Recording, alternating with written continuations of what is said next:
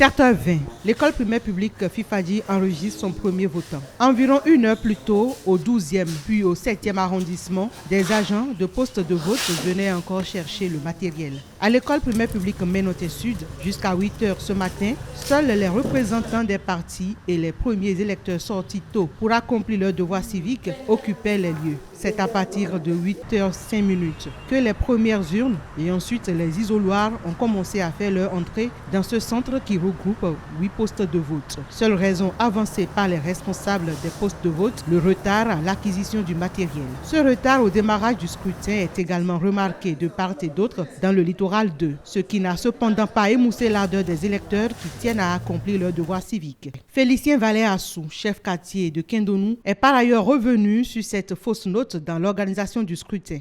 En tant qu'un bon citoyen, comme la loi l'a prévu, il faut aller voter. C'est un devoir civique.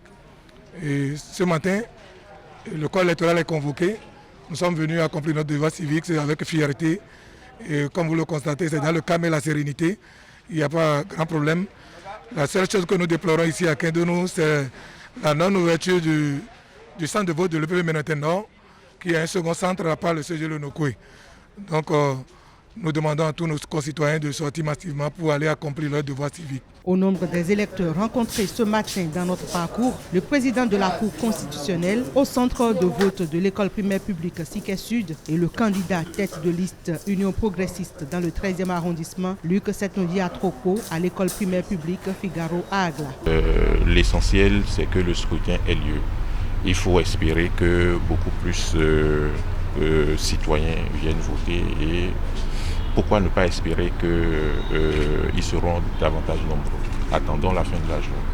Je voudrais commencer par avoir une pensée pieuse pour les candidats qui ont commencé cette campagne mais qui n'ont pas pu finir. Il y en a eu quelques 3, 4 ou 5 qui sont décédés. Je voudrais présenter mes condoléances à toutes leurs familles. Je voudrais saluer la fiabilité des dispositions sanitaires prises. Je pense que la Sénat a joué sa partition. Le gouvernement ayant mis à disposition les moyens, nous votons dans des conditions fiables, dans des conditions acceptables. Je pense que ce n'était pas gagné d'avance, c'est à saluer. Je voudrais, pour finir, remercier tous ceux qui ont participé d'une manière ou d'une autre à l'organisation de ces élections.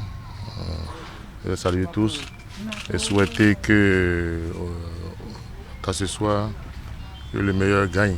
L'effort de respect de la distanciation sociale, la disponibilité du dispositif de lavage de mains, de gel hydroalcoolique et de cache-nez en guise de prévention de la propagation du coronavirus a été apprécié par tous.